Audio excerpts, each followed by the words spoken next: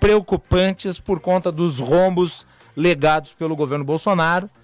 E nós vamos conversar agora com uma das principais economistas do Brasil, Helena Landau, que está aqui conosco, conectada ao Bastidores do Poder. É sempre um prazer ouvi-la, professora Helena.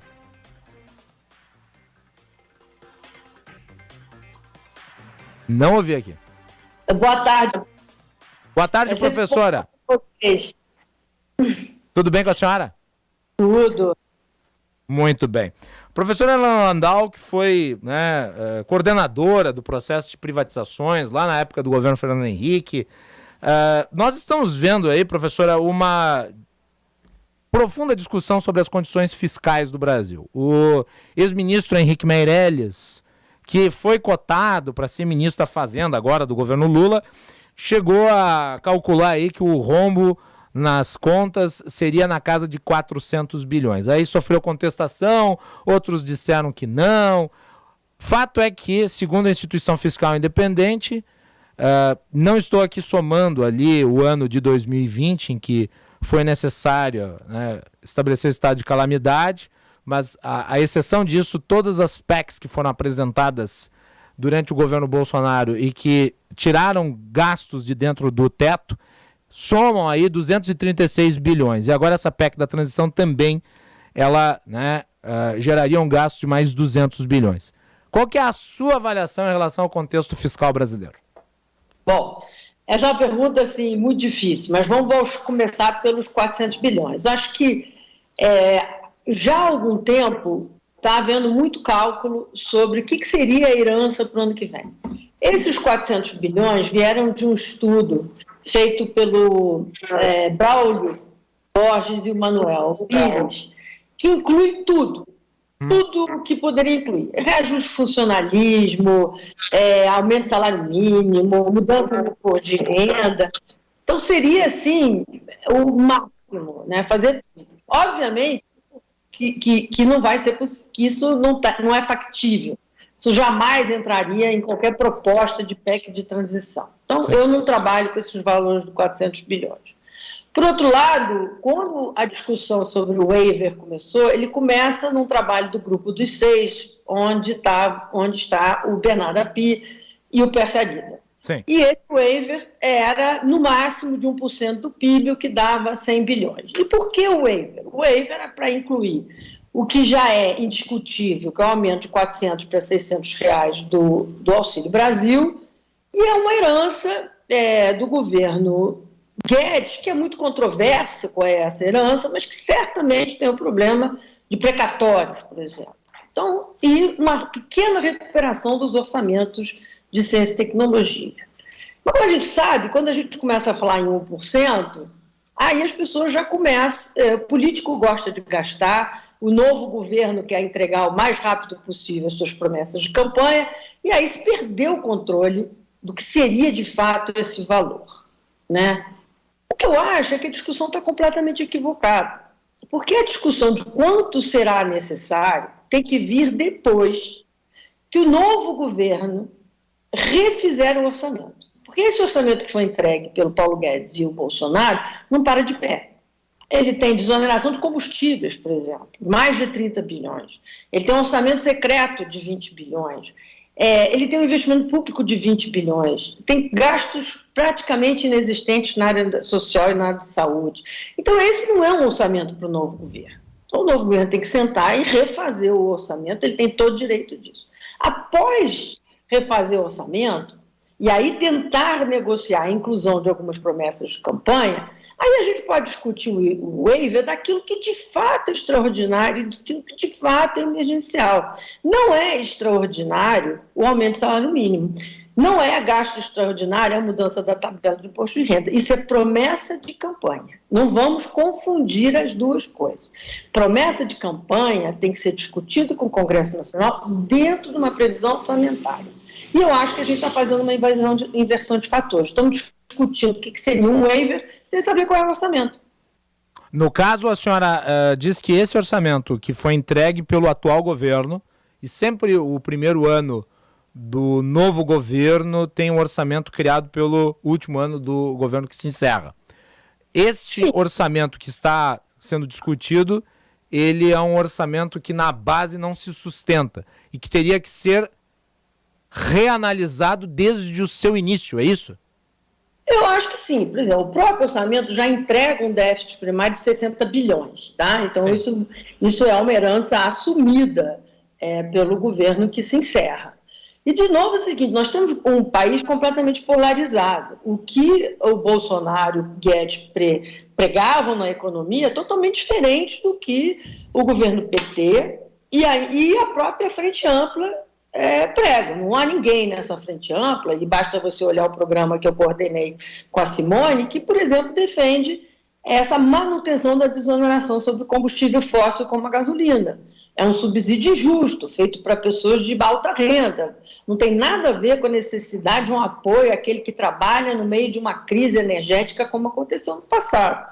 Então, assim, há necessidade de fazer uma revisão absoluta de despesas. Por exemplo, o Auxílio Brasil, que foi proposto pelo Paulo Guedes, ele é péssimo, ele distorce toda a importância de um programa de transferências de renda focalizado, que dá prioridade para crianças. Então, por exemplo, ainda que o orçamento tenha que ser revisto, não faz sentido o governo Lula começar dizendo que vai dar R$150 por criança acima dos R$600 com o Auxílio Brasil do jeito que está. Não é nada disso, você tem que rever o próprio todo o Auxílio Brasil.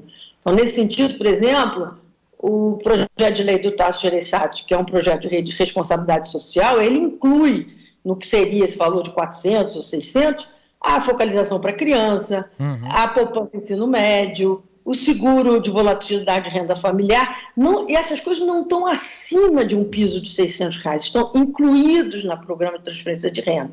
Então, eu volto a insistir, tanto esse orçamento que está sendo entregue, que foi entregue pelo Paulo Guedes, não reflete em nada aquilo que o povo brasileiro escolheu para ser o novo governo, e é natural que o governo novo faça a revisão dessas prioridades. Também não se pode usar esta desculpa para não fazer a revisão de programas, para criar gastos em cima do que já existe. Entendeu? Então, esse é o meu ponto. Certamente, em nenhum momento ninguém falou em waiver de 200 bilhões. Isso está muito acima de qualquer projeção. Não lhe parece, professora Helena Landau, que o governo Lula pretende já, no primeiro dia do novo mandato, com esse valor aí, que agora está sendo chamado de waiver, ganhou um nome técnico bonito, né? Cumprir tudo aquilo que havia prometido na corrida populista com Bolsonaro? Ele não vai fazer isso, ele não tem condição de fazer isso, porque não cabe no orçamento, por exemplo, a nova faixa de imposto de renda de R$5.000. Isso não cabe, não tem jeito. Então vai ter. E depois por que você vai definir uma nova faixa de isenção sem discutir a reforma tributária como um todo? Não faz sentido, são coisas desgarradas. Como eu disse, não faz sentido discutir os R$150 por criança, que é absolutamente fundamental, um foco em criança, em famílias vulneráveis que tenham crianças, isso é indiscutível, mas você tem que discutir dentro de um redesenho do Auxílio Brasil. O que eu acho que está havendo uma precipitação é trabalhar com valores que nem sequer ainda foi anunciado pelo vice-presidente Alckmin. A equipe de transição que vai cuidar da economia acaba de ser formada. Ninguém nem sabe qual é a tarefa dessas equipes de transição.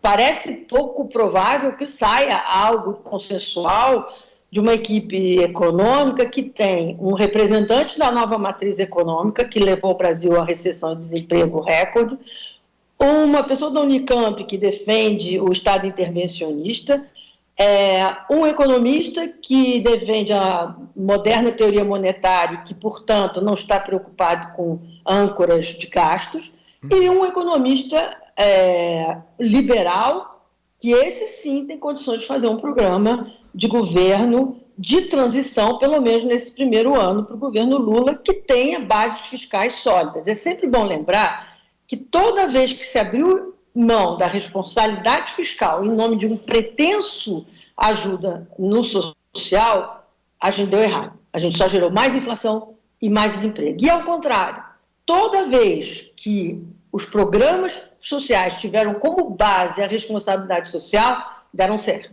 Foi assim com o Fernando Henrique, foi assim no início do governo Lula e foi assim quando o Temer teve que reorganizar o país todo depois da herança do governo Dilma. Eu até mencionei isso essa semana, professora, a ideia de que responsabilidade fiscal e responsabilidade social andam no mesmo caminho.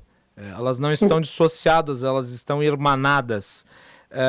E eu tenho a mesma percepção da senhora, pelo menos observando como leigo que sou em economia, apenas um curioso, mas a composição dessa nova equipe, buscando talvez até dar um ar de pluralidade às ideias que serão ali discutidas, mas esta ideia de pluralidade, ela pode revelar, isto sim, a falta de rumo.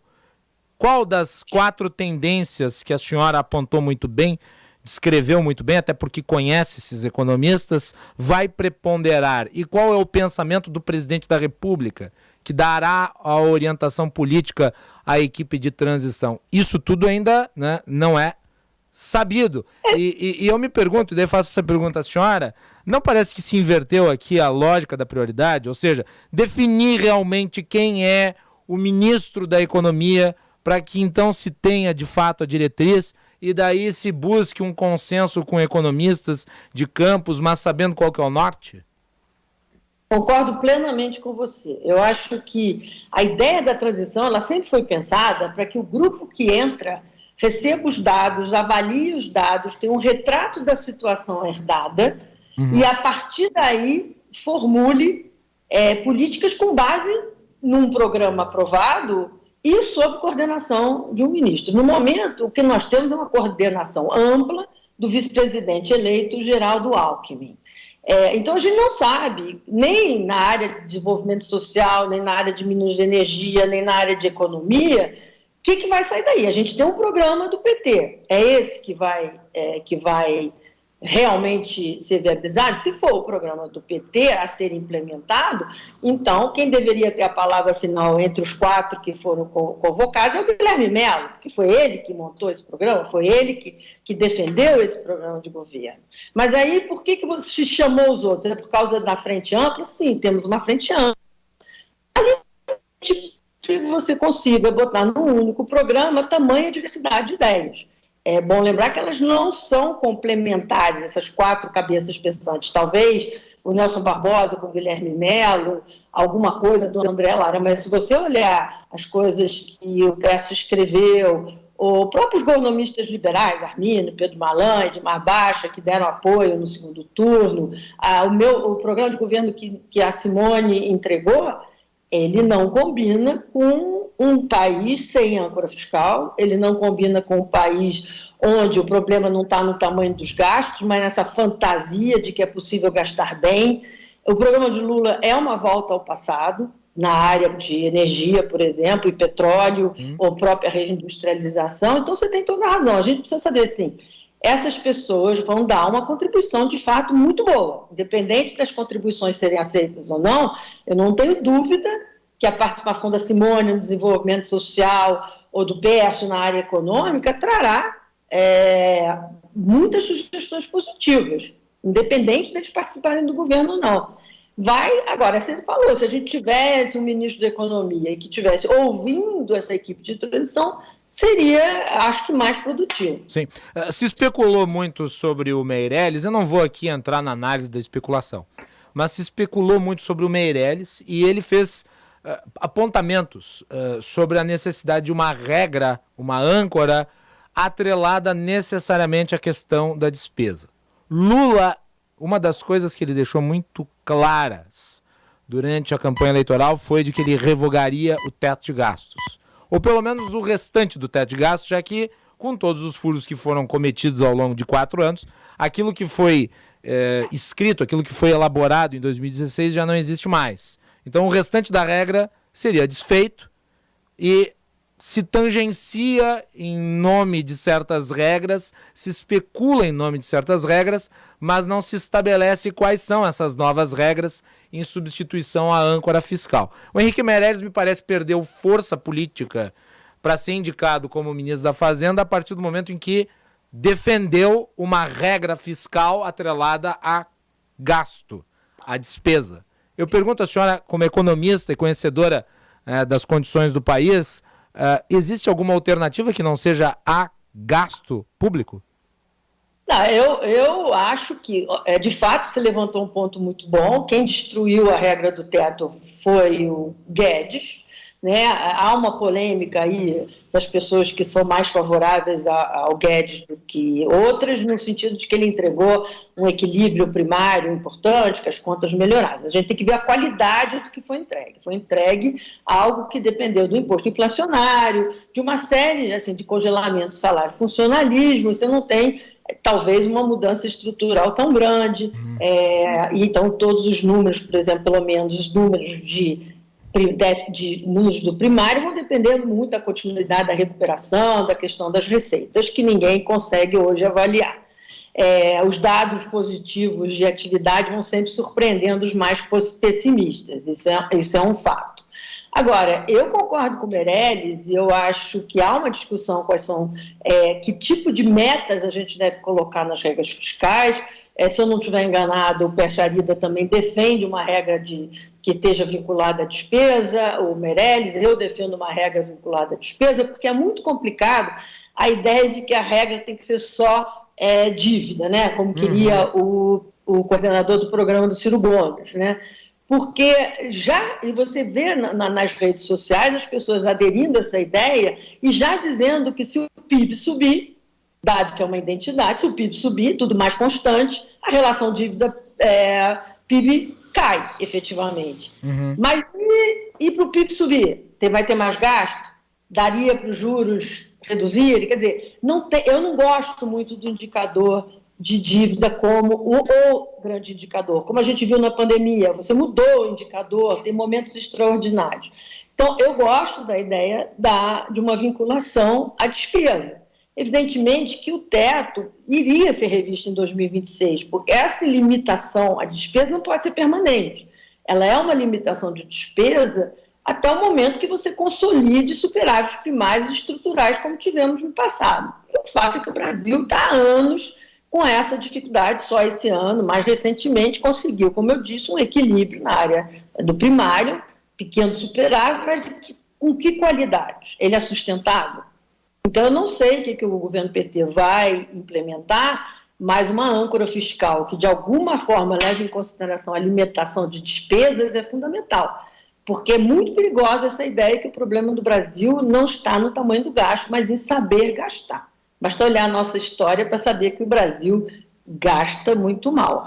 A desperdício de recursos públicos, na alocação de recursos públicos, não tem como. Foi muito mal feita durante o governo PT, principalmente no segundo mandato do Lula e primeiro da Dilma, como também foi feito no governo Bolsonaro. Os subsídios são mais alocados, o programa Auxílio Brasil ele é totalmente ineficiente do ponto de vista daquilo que ele se presta. Então, precisa, sim, ter revisão de despesas, avaliação de política pública, porque aí você não fica limitado só também ao volume da despesa, é um volume de despesa com qualidade de política pública. Quando a senhora fala de volume de despesa, a senhora identifica que setor do Estado? Porque, por exemplo, existe o gasto com programa social, o próprio auxílio, que provavelmente vai voltar a se chamar Bolsa Família, e há uma necessidade premente da população para isso. E existem custos que são próprios do Estado e que muitas vezes são relativos a, inclusive, históricas demandas pelo fim de atos perdulários da administração pública. Qual que, na sua avaliação, daí, então, deveria se focalizar de maneira a poder estabelecer uma regra? A primeira regra é não entrar em setores onde a iniciativa privada pode entrar, né? Então, resistir a esses apelos de reindustrialização, de aumento de participação de BNDES para a infraestrutura, porque a infraestrutura consegue se financiar no mercado privado, por exemplo. Vamos colocar. Resistir a essas tentações de autossuficiência naquilo que a gente não precisa ser autossuficiente, que é a reconstrução de refinarias, por exemplo, no Brasil, já viu que deu errado, ou recuperação de projetos de subsídios e isenções que nunca deram certo, como a indústria naval. Então, assim, esse tipo de coisa, primeira coisa que tem que fazer é não voltar ao passado, né? Não voltar ao passado e olhar daqui para frente, né? Então, assim, eu não tenho nenhum problema com o valor do Auxílio Brasil e também acho a mudança de nome totalmente desnecessária. O Lula mudou a mudança de Bolsa Escola para Bolsa Família porque ele incluiu no seu projeto não só a Bolsa Escola que vem de Fernando Henrique, mas uma diversidade de outras de políticas sociais que foram implementadas pelo Fernando Henrique, Vale Gás, etc. O Bolsa Família ampliou isso, mas o Bolsa Família tinha condicionalidades, contrapartidas. O que o Bolsonaro fez foi tirar tudo isso. Então, perdeu a sua força como política social. Então, mais importante do que cortar os gastos ali é refazer o desenho do programa e não criar novos gastos, porque não são necessários. Você pode dar o dinheiro que o Lula prometeu por cada criança se você redesenhar o Bolsa Família. Esse é meu ponto. Você não pode construir em cima de um edifício que está com as bases ruins. Agora, lembrando que quando o teto do gastos veio, ele tinha duas funções. Primeiro, estancar a sangria do governo Dilma, aquela herança de uma possibilidade de insolvência, o mercado não acreditava mais na capacidade do governo de cumprir com qualquer responsabilidade. Isso deu certo, isso foi feito. O que não deu certo era a segunda função do teto, que era forçar a sociedade brasileira a escolher onde gastar, né? Quando você limita essas despesas, é para forçar a sociedade brasileira a fazer as reformas mais profundas na Previdência. Tivemos uma reforma da Previdência possível e não tão profunda. Avançar na reforma administrativa, que dá não só ganhos numéricos e de folha, mas como tem ganho de eficiência muito grande. Aprofundar o programa de privatização, coisa que o Guedes, apesar de toda a promessa, não fez. Quer dizer, tem uma série de reformas. A reforma tributária, que estava na cara do gol, no início de 2019, que foi desperdiçado com a obsessão da CPMF. Então, você tem uma série de reformas liberais, modernizantes, que continuam na ordem do dia. E isso precisa ser feito. Se a regra vai ser exatamente anterior, que simplesmente reajusta pela inflação passada, ou se a regra vai ter algum tipo de cenoura na frente, do tipo, quando atingir tanto de déficit superávit primário a gente consegue flexibilizar, ou se a gente atingir tanto em determinado indicador de receita a gente consegue flexibilizar, isso a gente não sabe ainda, né? Mas certamente você tem que ter uma vinculação de despesa, senão o céu é o limite, tudo vai ser despesa essencial, prioritária, importante, fundamental. E nós sabemos que sem diminuir... E só para complementar, num país de tantas carências como o Brasil, e principalmente pós-pandemia, o que não falta são as demandas prioritárias, recomposição de aprendizagem, famílias que estão em situação de rua. Então, você tem que avaliar o que é exatamente necessário para esse primeiro ano de governo, e não simplesmente incorporar tudo que é uma promessa de campanha. Não dá. É aquela velha história, inclusive já dita por Geraldo Alckmin em eleições anteriores, governar é eleger prioridades. Eu tenho uma última pergunta, professora, e daí eu vou aqui fazer referência a uma entrevista que a senhora deu recentemente. A senhora lembrou aqui a geringonça política, o termo que se popularizou em Portugal, na eleição de 2015, eu lhe pergunto, dá para fazer uma geringonça econômica? Eu acho difícil. Eu acho difícil.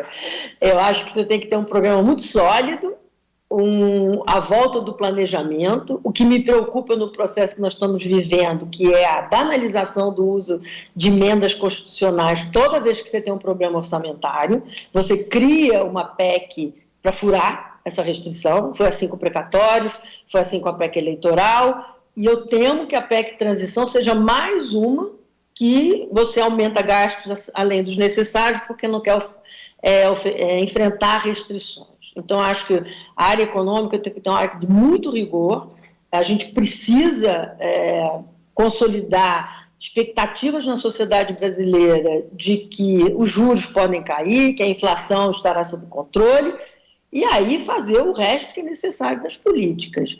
Mas a geringonça é fundamental do ponto de vista político, porque se olhar a composição do Congresso Nacional hoje, a gente vê claramente que o Partido dos Trabalhadores isolado, o mesmo grupo de esquerda que originalmente montou a coligação no primeiro turno, não tem capacidade de, nem a maioria, para implementar as políticas do governo, quaisquer que sejam elas, e que vão ser limitados pelo um bom planejamento econômico e orçamentário. Então, quando você fica usando PEC para enfrentar a chatice que é uma restrição, o que acontece? Você completamente falou da lei orçamentária, do planejamento, porque ele não sabe nada.